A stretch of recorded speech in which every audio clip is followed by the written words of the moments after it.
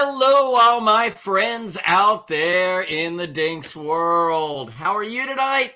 It's Wednesday, and that means it's Hump Day. And that means it's also time for Humpday Happy Hour with dentists in the know. This is your backstage pass for current trends, politics, and education in the dental world. It is live. We are now on YouTube and coming back into the fold on Facebook later and on podcast and wherever else you might pick us up.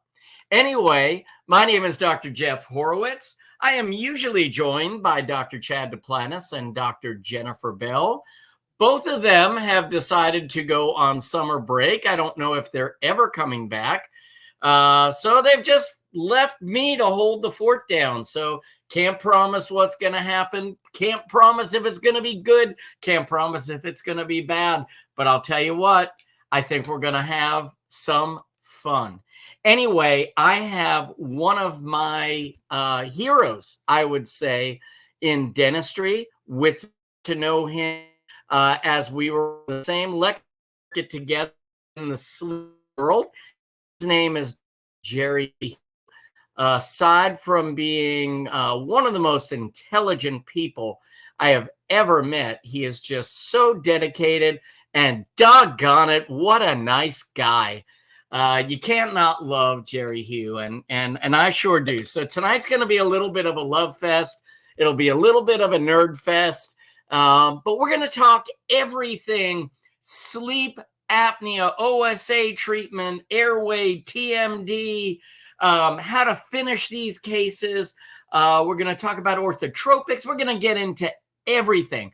So even though we don't have Jennifer for the news tonight and we don't have our usual dialogue at the beginning, I honestly think we're going to have probably 45 to 50 minutes of some best conversation I've heard in a long time. That's no my part in crime. It's just when we get nerd on this, really get fun, knows what's up. Anyway, as you know, at Dentists in the Know, we are all instructors, we are all educators, we are all business owners, and most importantly, we are all dentists. Our job is to bring all of you in the know. I'm so excited to be here tonight. Without further ado, I'm going to bring my friend Dr. Jerry Hugh up. There he is. Hey, Jerry, how you doing? Hey, good. I'm so happy to be here, Jeff. I was actually blushing when you were introducing and talking about me. So let's get that love going and get the conversation going. there you go. I love it. So maybe, I hope I'm saying this right. You are from Soldotna, Alaska. Yeah, you Soldotna or Dotna? It's Soldotna. You hit it just right. It's Russian and soldier in Russian. Oh, very cool. And so let's start there. How does a boy from Alaska get this deep into dentistry and all the education that you've done? And you know, now for those of you who don't know Dr. Hugh, he is actually in Las Vegas now with a beautiful multidisciplinary center where he's focusing on airway and TMD and orthotropics and everything you can think of, including cosmetics. So tell us that story. How did that happen, Jerry? So, I was actually born in Taiwan, and my folks gave up their career so that my brother and I can have opportunity in the U.S., right? The American dream. And so they went into the restaurant business, and we were first in San Francisco Bay Area for about a year or so. And they did fine, but a golden opportunity came for them to go to Alaska. So I was actually raised in Alaska in small town, remote. And I find it's almost like a calling, because oftentimes, a lot of dentists and people may say, well, because you're in a remote area, you can't do things that are either up to date or state of the art. And, I said BS to that when I was young, because it actually made me more motivated to really dive into everything from cosmetic, implant, and of course now dental sleep medicine. Also the fact that it was small town, it was really almost a blessing, because when you follow through the cases and you are, really connected with those patients. I imagine it can be that way anywhere, right? But in a small town, everybody knows each other. So yeah, I grew up there. I went to school in Michigan, and I went back because the practice I took over, it was my English high school teacher's father who had a practice there 37 years. And when he was practicing, it was actually the territory of Alaska. It wasn't even a state yet. And so it was really cool because he would tell me stories about him getting patients on a raft up the Kenai River. And as they went down river, you would extract teeth and bring on other patients, and they would kind of walk home, or people would do a day's journey to visit him for an extraction or some restorative work. But it was really cool, and I was able to do that. And it's been over definitely well to the 26th year now. I still have my practices up in Alaska because that's my connection forever. But I'm really also very happy to be in the Vegas Valley, because Vegas is now estimated to be over 3 million. And so if you think of the state of Alaska, you have about 750,000 people. And just this one city in Nevada, right, has more than quadruple the number of people. And so in terms of my being a part of moving the needle forward, or addressing people, in terms of population size more effectively.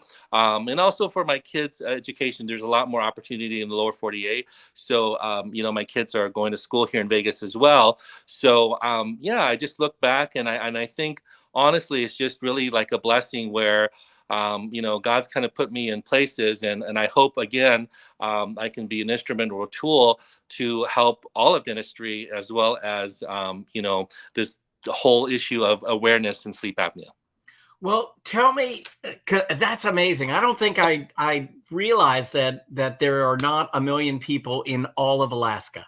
Correct. Not I even did not, honestly. Now, people may call me ignorant for that, but I really had no idea that there were not a million people in the entire state. I mean, but that is a lot of geography. yeah, yes. Go 500 miles and you're still in the same state. But we did beat Wyoming, so we are no longer the least populated. I think there are fewer people in Wyoming, so we There can. you go. There you go. So you got that going for you. But tell me a little bit about how did you start your practice in Alaska, and tell me the evolution there, and when you started getting into deeper continuing education, because it would be so easy in a rural area just trying to meet the most basic of needs, Yeah, for that patient population. And we know how underserved a lot of that community is. So I would think just meeting basic needs would make it difficult to even find the time to go out and build your education and your wealth of knowledge. Yeah, so I think you nailed it right there. I think, again, earlier, kind of was alluding to the fact that we are very rural, but I just didn't want that notion to be sort of an obstacle or a hindrance for me to really dive in. But when I went through dental school, I had a wonderful training education in Michigan. However, there's just a lot of concepts, especially when you touch on TMJ and occlusion.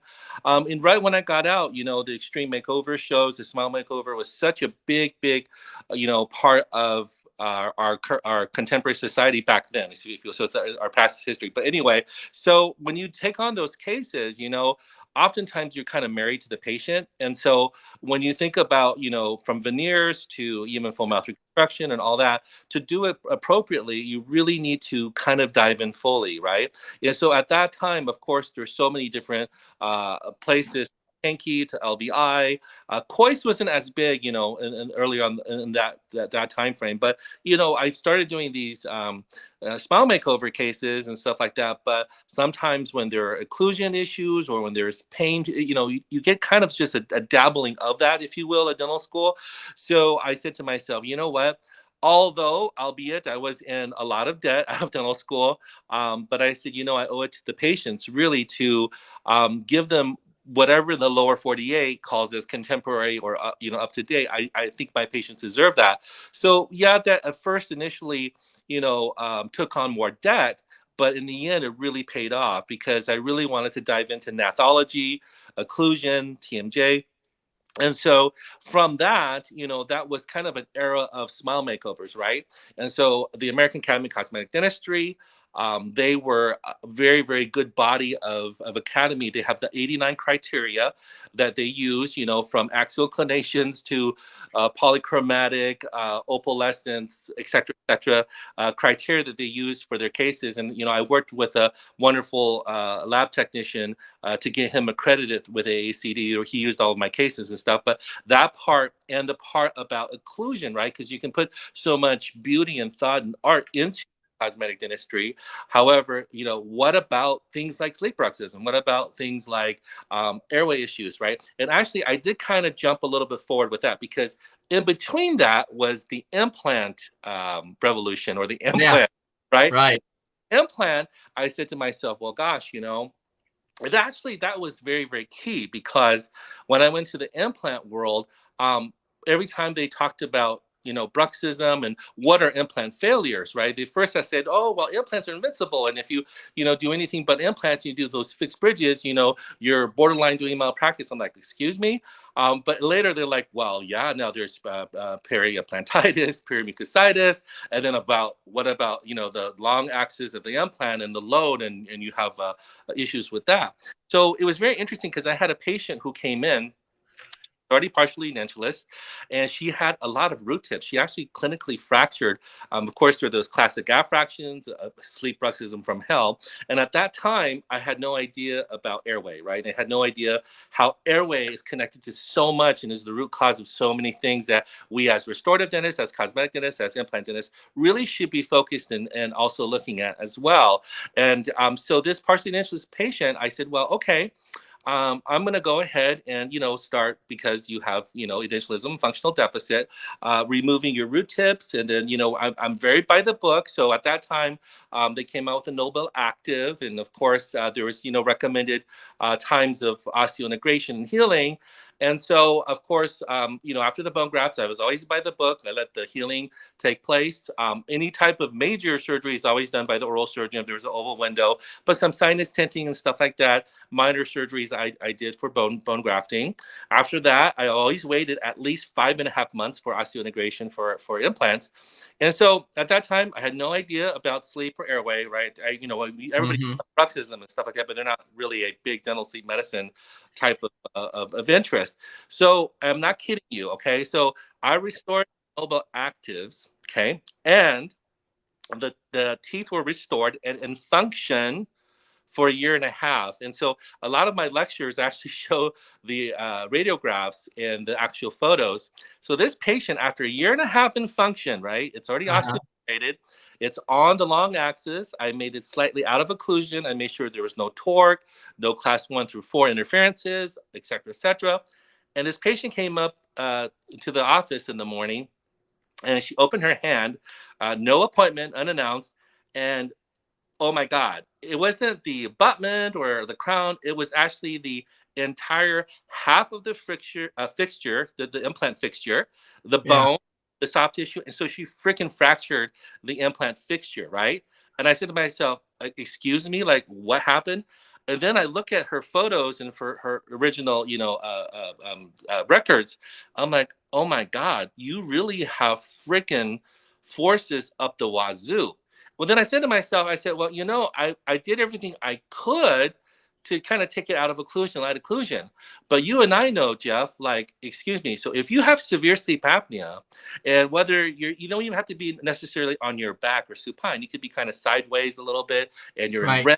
Body's paralyzed, tongue falls back, your body's trying to survive, it's trying to fight for a pain airway, and it could be pitch, it could be roll, it could be yaw, it could be diagonal forces that normally, if I go like this, and you occlude, it's going to be different than I go like this or with my head up, you know what I'm saying? So those things kind of made me have an aha moment that say, holy crap, like, everything that I do, if I do veneers, if I do implants, if I do all on 4s, all on 6s, if you're married to the patient in that way, hell yeah. We want long-term success, long-term survivability of what we do, right? So doing the bread and butter, doing just the basics, if you will, just wasn't going to cut it, right? Especially in your small community, small town, that actually was a good thing because, rumors and things spread quickly. And if I do these kind of half-butt cases, if you will, definitely, yeah, the word will get out quickly. After that, I really had some other I think kind of what you call serendipity or things that have happened to me where my parents, and it's okay. I'm not really past the morning. I lost my mom the day before my birthday last year, and then I lost my dad 2.5 years ago, I'm and sorry. yeah, no, but the thing that I think is again is so kind of meant to be in a sense that it gave me even more deeper passion is the fact that their systemic issues and problems, and of course with their sleep bruxism and other things that are related to our end of the world. But so my dad had Alzheimer's, dementia, and congestive heart failure. So he did have the classic Cheyne-Stokes breathing, and he had those issues.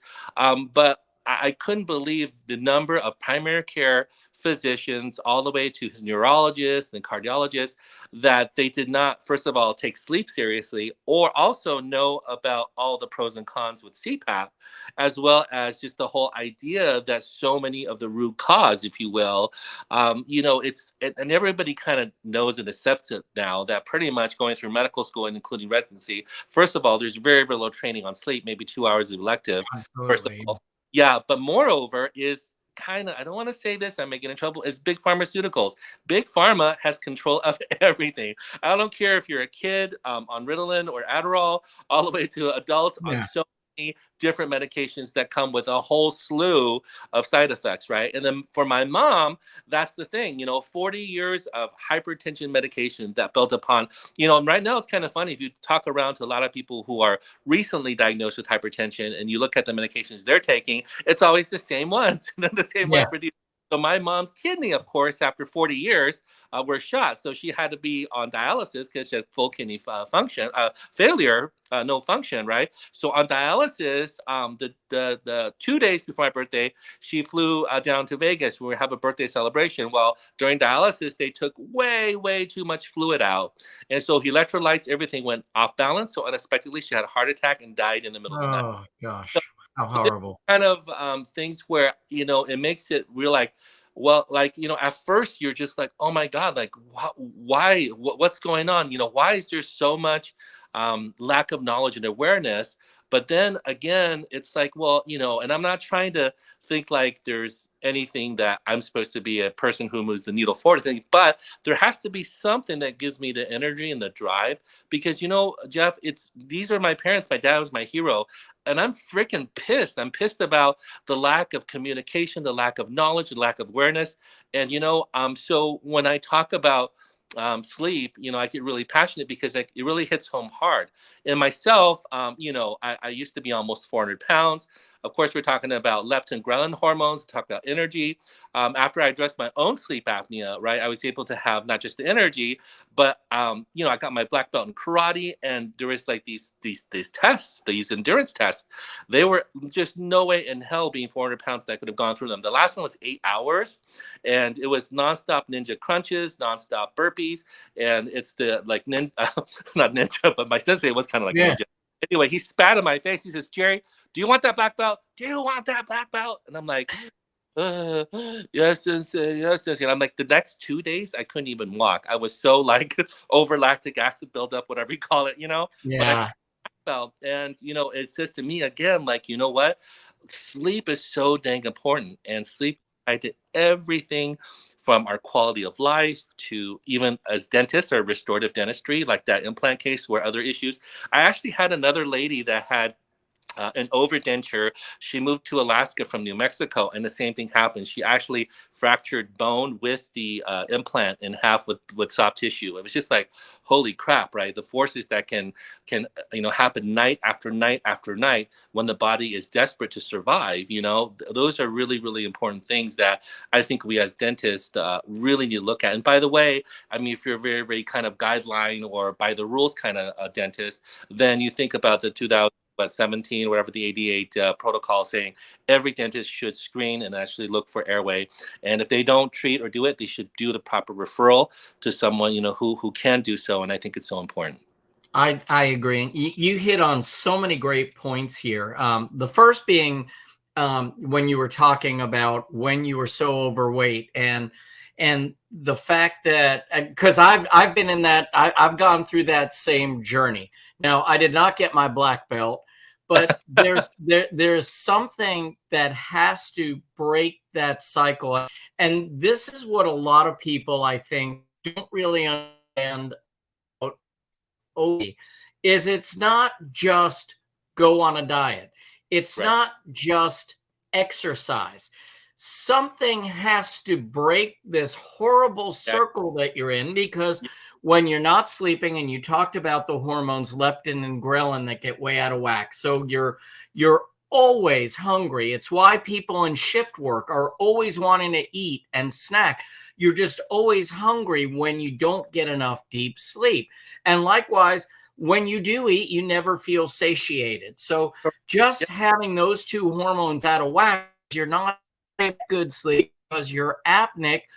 You have no chance in hell of ever Yeah. completing a diet of any kind. You can't tell someone like sleep apnea that is that over, just go diet, or just Yeah. exercise for them. Their blood is out of whack. There's so many things going on systematically that until we regulate sleep, it's such a critical piece. And it's why, so I went the easy route, Jerry. I had gastric sleeve surgery. I Okay. took I did what a lot of Americans do. I took the easy path. Now, I tried a bunch of times before. I was already treating my sleep at that point, but I took the easy road and I did gastric sleeve. But what really impressed me were, going through this with a lot of other people in the community, was really a kind of a crazy time, because I really gained an appreciation for how hard a lot of these people have tried, how much they, and how we have been saying to them, just lose weight and all of your other problems get better. And that's not the case. Right. So you cannot ignore sleep and expect that systematically somebody, or physiologically, that they are still going to thrive. Something will still be off. And until you restore that common denominator of sleep, Yes. it's always going to be a hard time. So, Uh, and that's, uh, I'm sorry, go ahead. yeah, Jeff. I mean, first of all, when it comes to our own health, I don't believe there's any cheating whatsoever. We live one life, and so what if you had bypass surgery? So what if you had anything that you've done? If it gets to a point A to point B and you're healthier and you're able to contribute to society, to your family, to your happiness, if you will, to me, it's never cheating. It's all good. And I think it's so important because look at our society nowadays, right? With so many things that really tear. We have depression, mental illness skyrocketing. We have anxiety. We have so much inflation, economy, pressure, job, so many things going on. And with Now I'm depressed, Jerry. you know, but what I'm trying to say is whatever we can do, but also if you think about what is the antithesis of a lot of these, things that we do to make us feel better. Well, to be honest, to be forward, it really is a combination of the food industry, of big pharmaceuticals, of money, money, money, of companies and executives and people who actually don't give a crap, or maybe they want world depopulation. Who knows? I don't know. But it's really interesting that things that actually really work in our quality of life improvement, it's not out, with a big trumpet sounding board all over media. And it should really be, because, if we really are true to ourselves, and, as dentists, we have our Hippocratic oath. I mean, we have to not just do no harm, we have to do everything we can to, help improve the patient's quality of life and health. And so I just wanted to add, though, but sorry for interruption, but because it's really a lot of people, I think, do some shaming on social media. And I think that's a bunch of baloney. I mean, like, you know what? So what if someone got surgery? Look, they're healthier. They're enjoying life better. They're able to do sports and activities better. So Yeah. shut the hell up. I'm sorry, So No, anyway. I agree with you, and please don't take that as I'm knocking the surgery. You know, and even now with a lot of these weight loss medications that are out there, you know, I think some people, it is a great first step. My point is that where I think we fail is in the education of our patients to say, look, there's no one thing that's going to fix you. There, you know, you need to consider lifestyle. You need to consider sleep. You need to consider diet. You need to, there are so many other things. And you know, I see people who had the procedure that I had that gained all the weight back. I see, you know, people who, you know, are going on, you know, the Ozempic and Mounjaro and all these kinds of medications, and the second they go off, what do? They gain it right back. And I really feel like it's because we're offering this as a solution as opposed to as a tool to say, okay, we're going to do something to break the cycle here.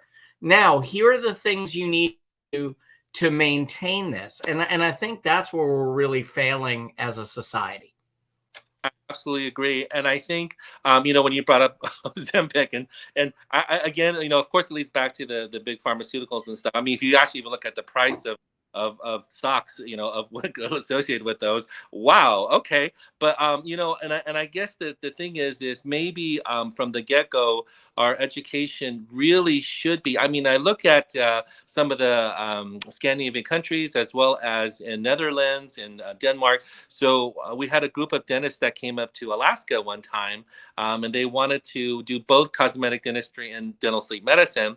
And I know I went about maybe 2.5 hours into the cosmetic dentistry component, and at the break, you know, a couple of people say, "Hey, you know, it's awesome stuff, but we really want to know more about, you know, sleep medicine." And so I started, you know, talking about sleep. And you know, one thing that's even very, very like everybody knows but don't talk about is our hours of like school time. They suck. It's in the literature. Okay, anybody you talk to who's an expert in sleep will tell you that no, we should probably, like, in those countries, start maybe 10 or 11 a.m. instead of, like, you know, getting to the school bus part at maybe 6 or 7 a.m. Right. And then also, if you're at a school like in Asia, they do napping. They do naps in the middle of the day. And well, you think about test scores, you think about standardized issues and how America's education, everything like that is so far behind. I mean, it's just been a freaking uphill battle since like kindergarten, grade school. Everything from the timing, your state and rhythm, all the way to our diets, you know. And if you think about that, I mean, I can get into detail about those issues, you know, even with like C-section babies, about microbiomes, about the flora, and about how many, you know, and if you think about it, the neurology in our brain is not really that much more than the neurology of our gut, right? So our gut with the microbiomes, oh my God, holy cow. And the things that you feed or the allergies that persist in combination with airway issues as your body are compensating for things is really like, you know, even the food pyramid, I mean, you know, about issues Yeah. left or whatnot. That's been the biggest joke in America for Yeah, how long now? yeah, And right. and they still don't have it right. Yeah. And so I don't want to say like I'm like crazy or nut or conspiracy, but you know, for so many years, these are actually evidence based. You know, there's actually documentaries all over different, you know, from Netflix to Paramount, whatever, that talk about these issues and these studies worldwide about nutrition, digestion. But you know, even as a child, if we're not properly breastfed, you know, there's some studies that show even westernized breastfeeding where you hold the baby sideways versus koala hold when you're more like, you know, aboriginal cultures and tribal Mhm. people, you know, you find that in their lifestyle, their diet, and you've nailed it, they grow up with beautiful functional craniofacial development that doesn't create all these airway issues. And then of course, if you're in like, you know, aborigine area in Australia, for example, you're probably not going to have orthodontists that kind of remove teeth and distalize certain things. Right, right. And I don't want to be a touchy subject, you know. There's a lot of things that we do here, and it gets me so much like confused or angry or frustrated when I know every freaking person who has a DDS or DMD or call themselves a doctor have an oath, right? And if you know better, either just stop doing more harm, okay, or just freaking learn about how you can make treatment and quality of life better for your patients, right? So it really, and yes, people say, well, it's just mainstream, or it's just the media, or it's just food, or it's just big pharma. But no, I'm sorry, you have an oath as a doctor. Why the hell are you even a doctor if all you care about is either money or trends or whatever? Why don't you care about the quality of life and the treatment that you do, right? So to me, that's kind of, yeah. Anyway. No, I love it. So you mentioned something that makes me want to move on to another topic, because you are an educator. You've lectured all over the world and throughout the United States, and I've heard you, and you do a magnificent job. Thank you. And but what I think it resonates with your audiences is really that holistic approach to not just sleep, to dentistry. Before the show, we were talking about, that there are so many organizations that will say, make a lot of money doing sleep, learn how to treat sleep apnea, become a sleep dentist, and well and good if you're passionate about it. But there's a much bigger issue, which is, how does that fit into the context of not just oral health, but overall health? So, in other words, yes, we can teach somebody how to help somebody with sleep apnea very effectively.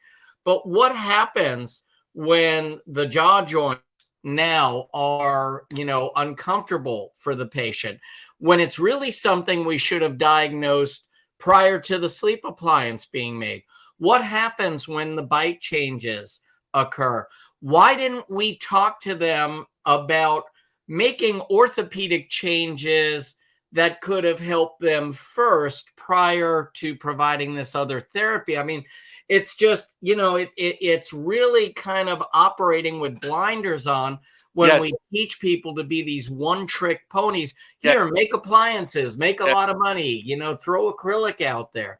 Yes. So what I would love for you to expand on is, one, I know I would like for you to expand on how you look at every new patient that walks into your office, that how Yes. sleep falls within the context of general practice. Because I think, one of the things that upsets me the most is when people say, well, I don't care anything about sleep apnea, I don't want to make appliances. Well, to me, you can't really practice general dentistry without Right. at least a basic understanding Yes. of the physiology there. So Yes. maybe expand on that a little bit. Absolutely. So, I want to say there is a way of looking at it ideally, right? But I'm going to talk about in a way that's kind of practical, and how, if you're just, even just doing bread and butter dentistry or just the everyday practice, what I hope that is very plausible and possible to do. And, if anybody were to replay this video or this recording, that they can take home with this in the sense. And I kind of just will go by how I would look at a new patient, someone intake, and what records and what would I do, right? And I'm going to make it as real as possible. So just starting with that. And remember, I want to touch upon, if I forget, myofunctional therapy, as well as of course the other things that are tied from nutrition, exercise, and mental health. Okay, so those things are I'm going to talk about, but I already talk so much that I just want to make sure I don't forget that. So the first thing that we have to do is we have to know, what can I as a dentist best do for the patient when they walk in with their chief concern. Okay, and let's say hypothetically they're coming in for just fillings or routine. Well, it is our responsibility, for if we find a lot of red flags, when we do our screening, or if when your hygienist picks up on red flags, we need to get that conversation going about overall health. And overall health then again ties also into the medical history, the prescriptions, all the past surgeries and whatnot, right? And then put that together. But it's also super important that once we discuss that, we need to find out what's realistic, okay? And also what we need to do in terms of the best outcome that's possible, depending on the patient's um, level of compliance that they're willing to commit to, their finances, the length of time of the treatment. We need to get it out there full, right? But understand also that if the patient, this is America, right? If they don't want to go through a 2.5 year treatment plan, 2.5 years treatment plan, it's okay to do this treatment plan versus that treatment plan, whatnot. So I'm going to kind of just lay it all out in terms of what is the basic, right? So, first of all, if a patient you find red flags have airway issues, right? You needed to get the discussion about a freaking sleep test. Without a sleep test, you cannot say, "Oh, I think I snore, I think I have sleep apnea, or I don't have sleep apnea." Or no, you need to get a sleep test, and you need to work with a board-certified sleep physician to get the official diagnosis regardless if they're going to use medical insurance or they're going to be cash fee. It doesn't matter. It's important because you yourself want that information, right? If you're doing all these beautiful veneers or whatever the hell, it's like, why are they breaking, or why is there this issue or that, or why is the implant coming in half? We got to get a sleep test done, right? And we got to do some screening. We got to get kind of, that into gear. Now, with that said, then, well, what is the basic thing after a sleep test? Well, if they're severe, most likely the sleep physician is going to push for a CPAP trial. Mild to moderate, there's a lot of not just evidence-based, but there's a lot of new literature and things backing up that oral appliance therapy, okay, which also a lot of people call a Band-Aid, just like a CPAP is a Band-Aid, but there's nothing wrong with that. And let me just, get into that a little bit later. Right. But where I'm trying to get at is that we have to look at what are the initial options that we have to address. CPAP, holy cow. Just, you and I, we had an awesome conversation at ADSM. There was a beautiful lecture. Now, I was kind of disappointed that not many of the attendees attended that, but there was a Columbia University professor that did a study on angiopoietin 2 cytokine. It's a growth factor. It's a big red flag inflammation marker of heart attacks and strokes. And yes, using CPAP pressure with 7 or 8 or above, that air pressure goes into the endothelial cell linings in the lungs. And guess what? It releases angiopoietin 2. It's meaning that if you use CPAP long term, you can actually create incidents of cardiac hypoxia and heart attack. Okay. So excuse me. Okay. Not only that, have CPAP, okay, with the aerophagia side effects, with certain ones recalled because it blows carcinogens down your airway, happy, as well as there are people who don't clean it well enough and they end up with Legionnaire's disease, like pneumonia, with all that biogunk that they, come in, or the ResMed ones actually interfere with, ICDs, pacemakers, and if we think about AFib and all those things that are now I have a connection with congestive heart failure, et cetera, et cetera. This is very important that we have a come to Jesus real moment about CPAP. And if you use it 7 nights and 7.5 to 8 hours per night as an adult, then great. But most people, even the adherence and the compliance is very bad. So we have to talk about mean disease elevation. We have to talk about apnea burden. We have to talk about apnea load. And those things are very, very important. Okay. And so where we as oral appliance therapy, in customized oral appliance therapy, you just look at the studies alone in terms of compliance and comfort and patients' adherence. We smoke CPAP. All the studies that show, the Boyd studies, they show not only do we smoke CPAP, but people long term, because of it, we're a lot more effective. Now, CPAP is very efficacious, right? Because when you use it, it gets your AHI down to 0.1. But if they don't use it, then you find stories in the media like, Justice Scalia to who knows, Ray Liotta, Scarface to Princess Leia, Carrie Fisher, whatever. Right. The sleep apnea issue. So let's just have a come to Jesus real moment with CPAP. Then what about oral appliance? Now, oral appliance, because it's the most evidence-based, cited, whatever you call it. So medical insurance companies, of course, and sleep physicians now actually, think yes, oral appliance therapy is a very awesome and considered alternative to that. So you can use that as a option. However, there is a category, over 20% are non-responders to oral appliance, right? So what are the options there when you don't have that, right? So there are the orthotropics options, there's the growth guidance appliances options, there's expansion options, and that is very, very important. And for me, I want to make the argument that myofunctional therapy, like exercise, should also be incorporated in oral appliance therapy as well. And we can kind of get to that later a little bit, but myofunctional therapy is a very big deal. So when we get into orthotropics, that is still, in my humble opinion, not so invasive, right? So when you get beyond that, then we're thinking about maxillary skeletal expansion too, where Juan Moon at UCLA did a lot of awesome studies. NEMRP, SARP, DOME, those are, sometimes mini implant assisted, where you're actually splitting the palatal suture, you're growing, big time, but this, surgical, more invasive. Then of course you can get even more radical and do MMA. And not to knock Inspire down, but first of all, there's actually a good, in my opinion, thing that Inspire's doing, because it's really bringing awareness about sleep apnea. This is how many consultations are you getting because of all of the advertising that Inspire is doing? Exactly. It's wonderful for us. Yes, for that. And the thing too is, I've actually had Inspire patients who technically have more fragmented sleep because the zap actually wakes them up, right? So there's kind of that aspect where like you said, like they're coming for, hey, you know what, this is not going to work. I need something different. But then of course, when we deal with all those realms, this is where you and I, before the recording went live, was talking about syntax. Right, so syntax is very important. So syntax is not necessarily addressed with customized oral appliance therapy, or the very first get-go, if you will, or band-aid option. But when we start actually growing, changing the bite, and looking at TMJ, looking at orofacial pain, and okay, again, this is also very important. So when that new patient walks in the door, not only did I talk about financial circumstances that are very, very unique, as well as their willingness for compliance, their willingness to do myofunctional therapy exercises, all those things have to take into account. But also, it's very, very important that we look at the what was I going to get to? I'm sorry. I talk so much, sometimes I lost my train of thought. But anyway, okay. So, when we talk about these options, syntax is super duper important, right?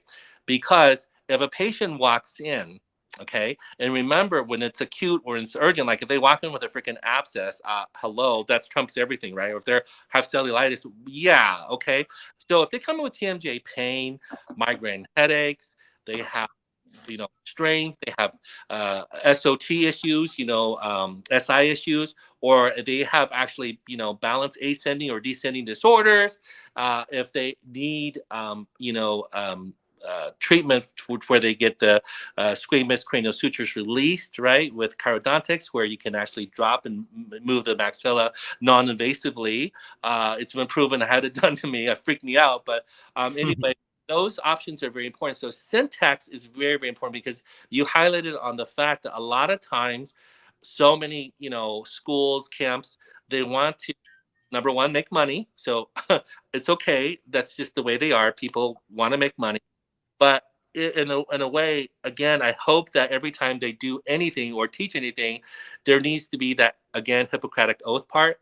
And even there's the part, even with oral appliance therapy, I've seen so many dentists, and it's sad. Even in Vegas, I've had cases. I have veterans who came in, and they're more about how many appliances can I make in a month, so I can go and brag and say, oh, I did 100 appliances, so therefore I'm special because this oral appliance company takes me on cruises because I do so many wonderful things and I'm so wonderful. And they don't follow up, they don't titrate, they don't do anything. All they do is sit there and brag, brag, brag.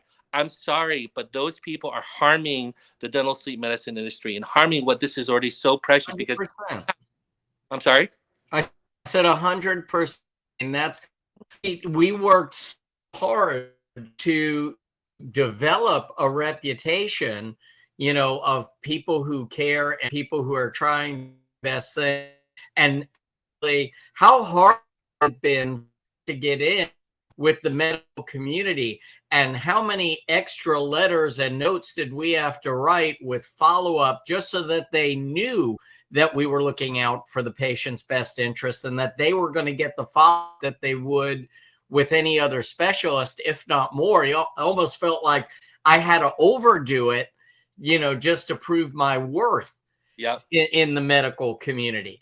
So yeah, you're right. It's when there are people out there that are just, how many can I do? And they're not giving that follow up to the patient, and the patient tells their primary care, or the primary care is not getting any information back from you. How's my patient doing?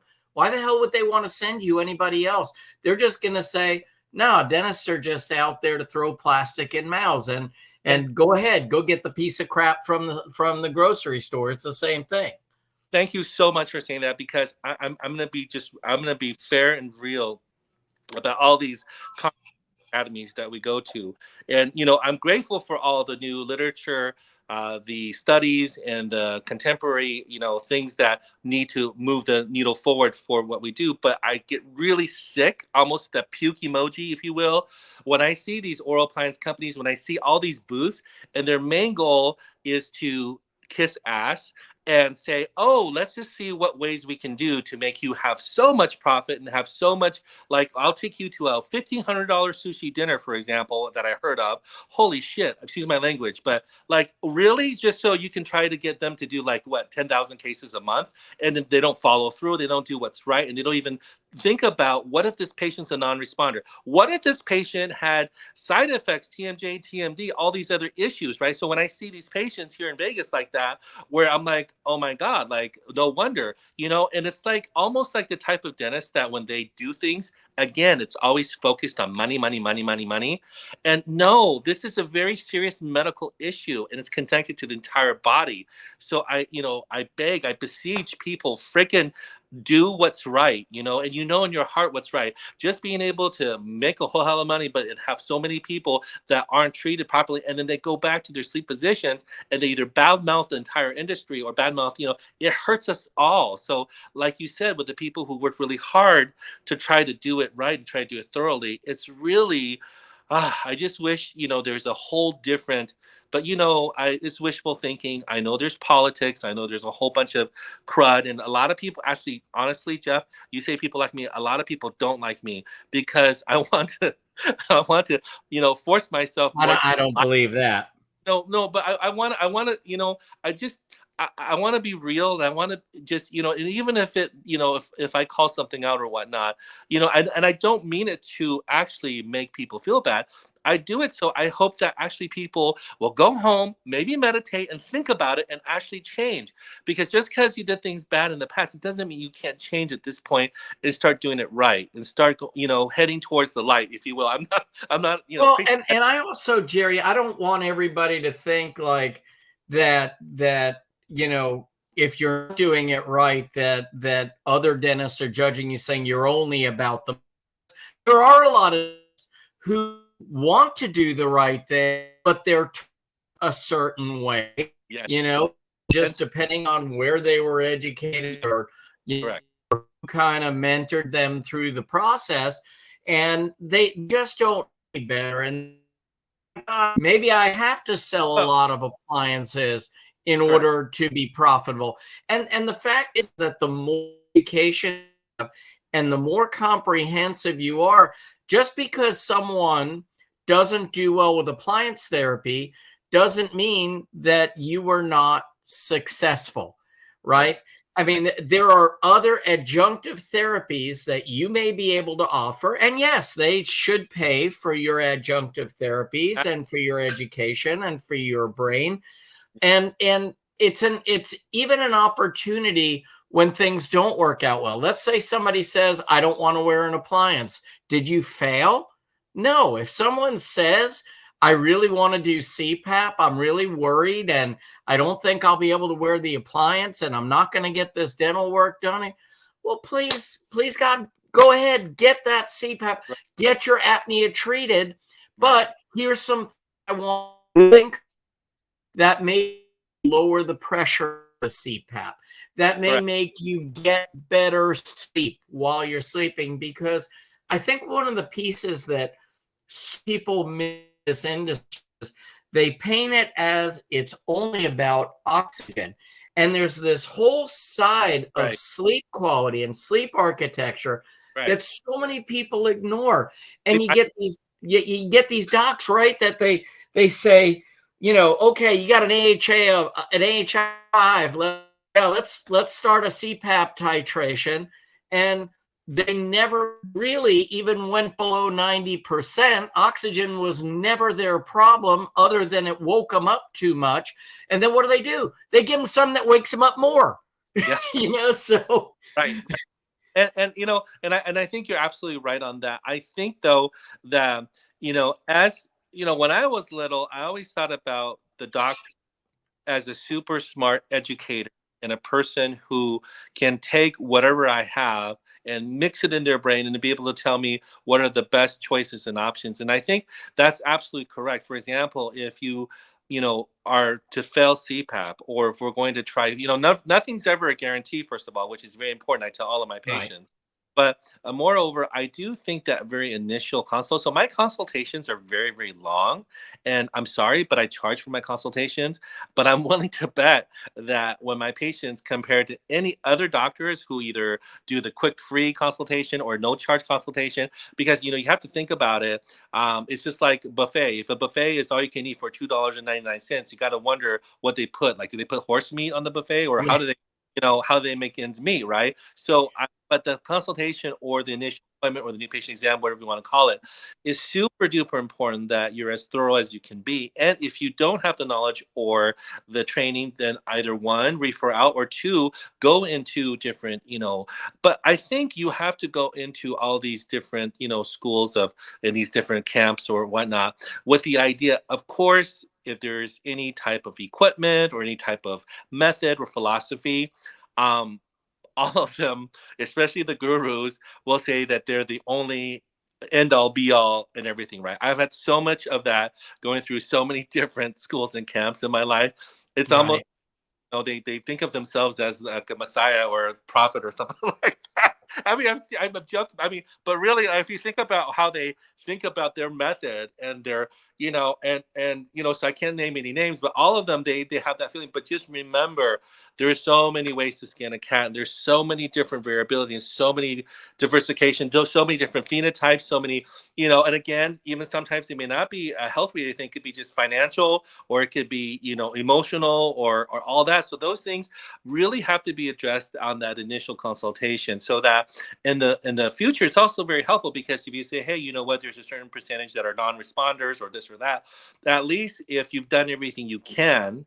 And that's also very important. What is everything that you can? Some people will use a $2.40 gauge and then take 8 seconds, take a bite, and then boom, here's your appliance and bye, and I'll never see you again. Whereas other people will look at 3D, they'll look at cone beam, they'll actually have metrics, they'll have baseline, they'll record that.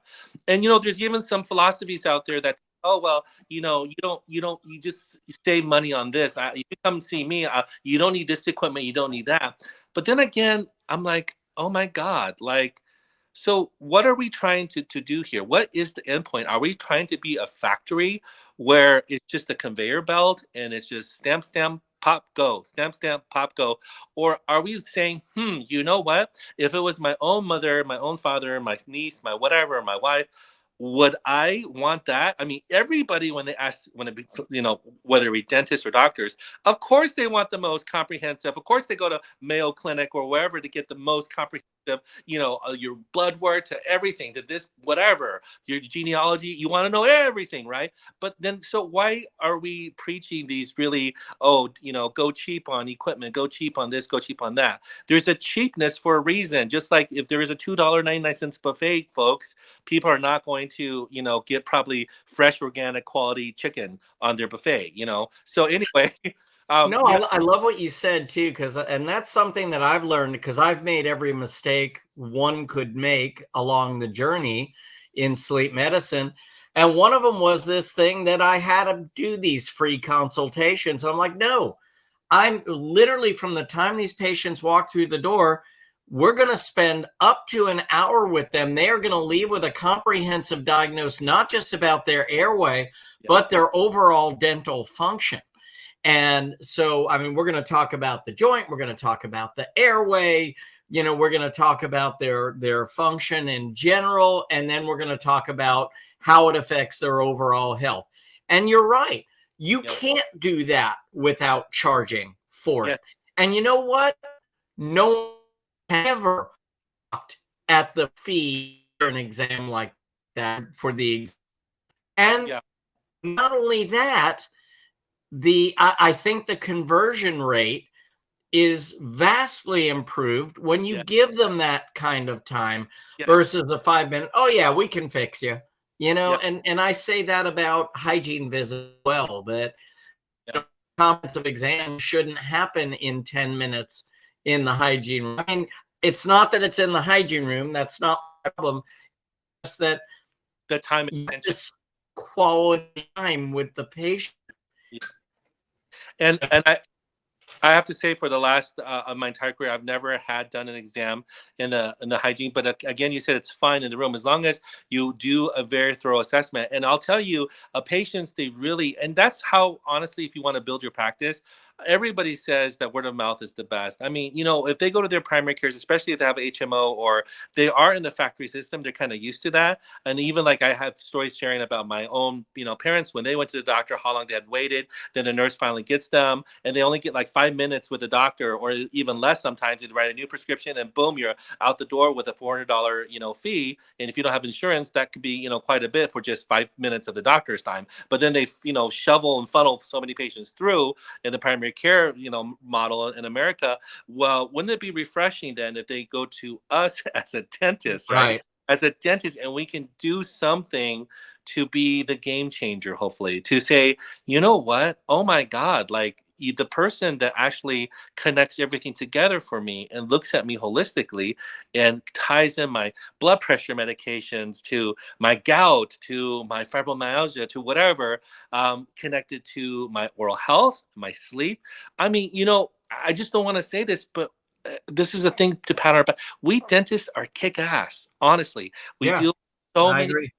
You know, people, they come in, they're afraid of needles, they're depressed. We put on so many freaking hats. I mean, we don't have any degrees in psychiatry or psychology, but yeah, we're also, you know, many times counselors.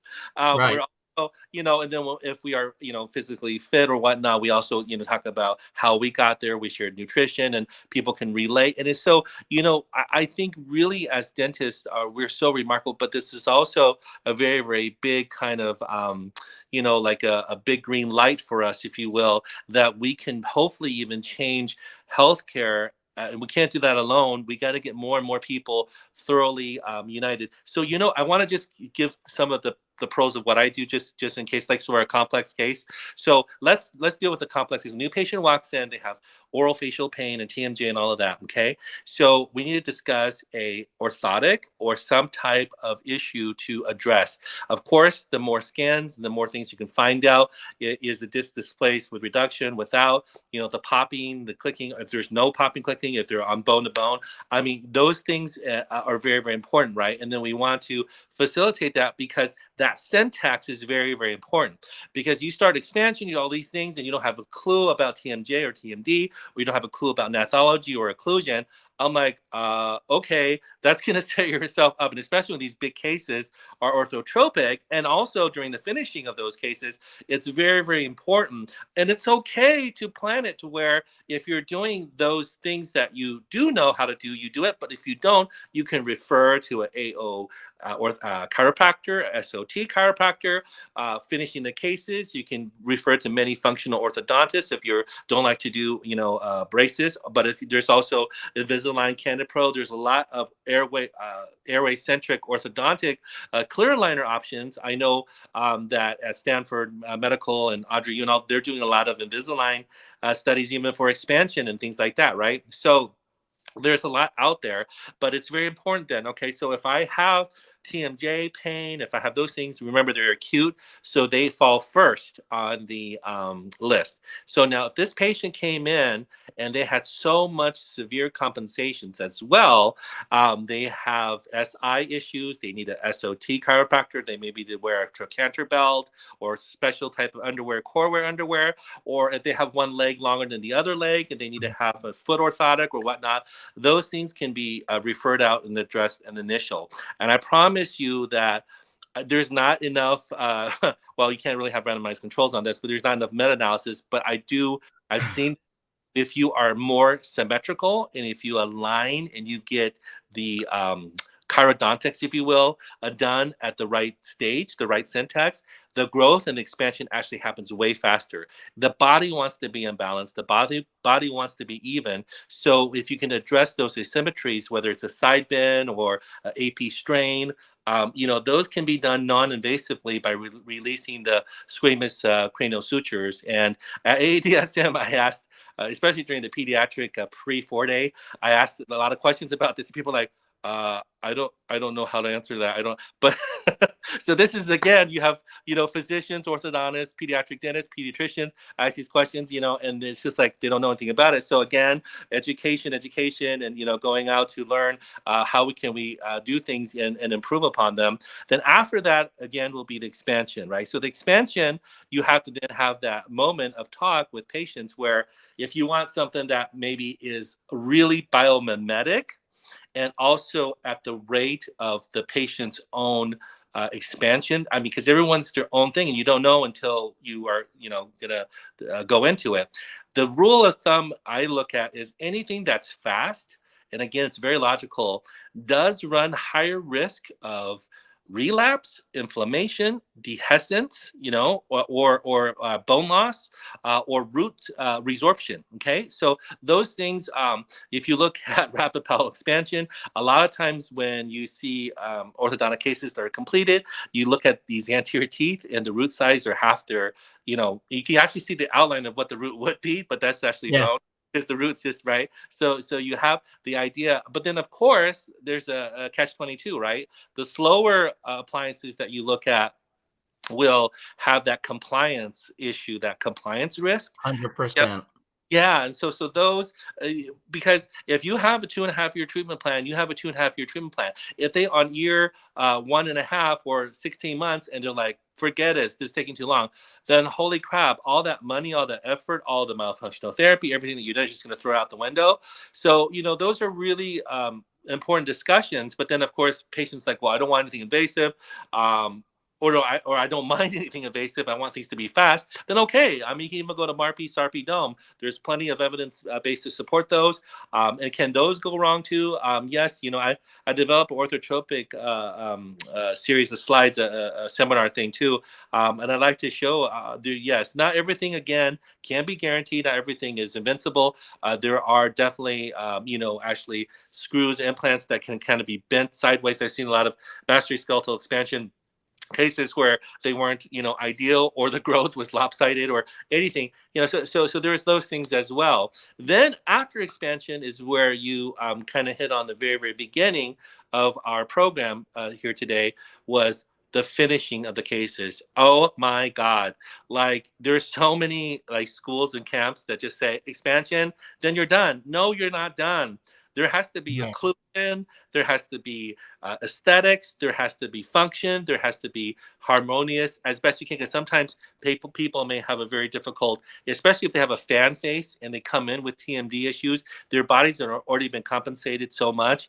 And so those are more kind of complex, tougher cases, if you will.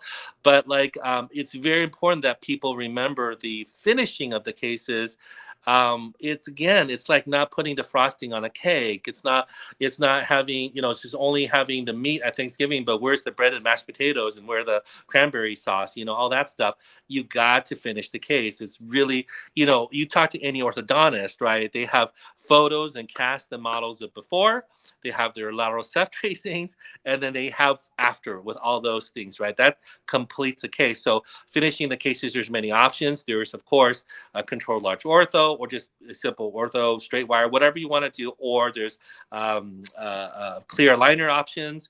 And then again, what about the other things too, right? Earlier you touched upon, well, I don't want to do oral appliances, or I don't want to do this, that. Well, there's also just simply myofunctional therapy or lasers. If you have a DECA laser or CO2 laser, for example, you can actually do a lot. There's a couple of procedures that, again, there's more evidence based now, that instead of a UPPP, it actually, because of the certain wavelengths patented, for example, in a DECA laser, I'm not like, I don't get any money for saying that, but for what it does is it stimulates collagen, and it firms up that soft palate, vibrating line, those soft tissues. And actually, on average, 2 to 3 treatments, if you just look at that, has been shown to reduce apnea-hypopnea index. But absolutely. Yeah, I also want to get a little bit on the apnea-hypopnea index. Just for people who are more new to this, oh my gosh, you and I know, Jeff, we agree with it. AHI is just a freaking insurance number. There's so much more to that. And RDI is already better than AHI. But then again, we talked about those things where you touched upon, where there's loop gain, there's neurological abscess. There's everything that we do, from our habits to our diet to our exercise. And again, mental health. I cannot underscore right now, because I know earlier we kind of joked a little bit about depression, things like that, but holy crap, Jeff, because let's say you had anxiety and depression. You don't think that's going to create more fragmented sleep? It absolutely will. Of course. Yeah. If you wake up, if you have a little bit of insomnia twisted with all the sleep apnea, hello, at 2:30 a.m. in the morning, and you're freaking depressed, the world just, fine. Yeah, that's not going to get your health, like when we talk about us, and I'm really glad that you said it, because I honestly look back, it's not that easy. I mean, I worked out, got my black belt, but through those times, and especially again through that black belt, it was hell. But I kind of wanted to just do it because, again, what empowers me is I feel like there's some kind of weird, like, Jerry here has a calling, and God wants Jerry to, be an example but then, of course, of course, the chocolates and sweets, I have a sweet tooth.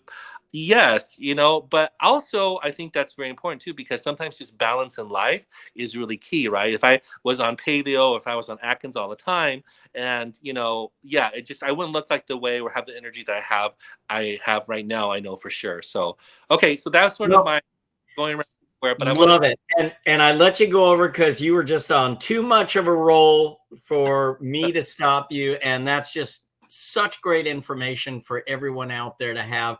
We're going to have to close it up because we've gone over just a few minutes, but it was absolutely worth it. Everyone out there listening, if you've not heard Dr. Hugh speak, please find him where he is lecturing. Look him up. What do you have a website they can look at? Well, I'm starting this new. So I put it on my Facebook, and I put it on my. Okay. So there is a wonderful friend of mine here. He has a big state-of-the-art clinic in Vegas, and we're going to try to do, because all these years, and you know this, Jeff, we either did it for an industry or a company or whatnot. Right. I'm just kind of done with that, and I'll just speak truth from my experience and all the stuff that I've went through, and really give all the tools. Here you go, me open, nothing guarded, nothing hidden, no agenda. And so I want to kind of create that brand for myself. So it's you got a place in Myrtle Beach that you can come to as well, because so we'd love to have you speak. But for everyone out there, if you've not heard him speak, please do. This guy has 5 intellectual patents. He's written some landmark articles. And Jerry, what an honor that you joined me tonight. I'm so glad we got to have this one-on-one. And I'd love to have you back again because I want to talk about some of the controversies in sleep apnea. Some of our most listened to and most viewed episodes have revolved around controversies. And in the world of sleep medicine, there is certainly no shortage of controversy. So I'd love to have you on. We can talk about that again. In the meanwhile, everyone out there, thank you for joining us. Be sure to keep listening. Get us wherever you get your podcast. You can watch us on Insta, on Facebook, on YouTube. And what a pleasure it is for us to bring you people like Dr. Jerry Hugh. So, Chad, JB, missed you tonight. But in a selfish way, I'm glad I got to have you to myself, Jerry. Thank you. Thank you so much, Jeff. Your brother. Okay. And everyone out there, have a great night. Thank you. Bye-bye. And that wraps up another podcast for Dentists in the Know. On behalf of Dr. Jennifer Bell, Dr. Chad Duplantis, and myself, remember that we've got a great profession, so let's make it a great day, Dinks.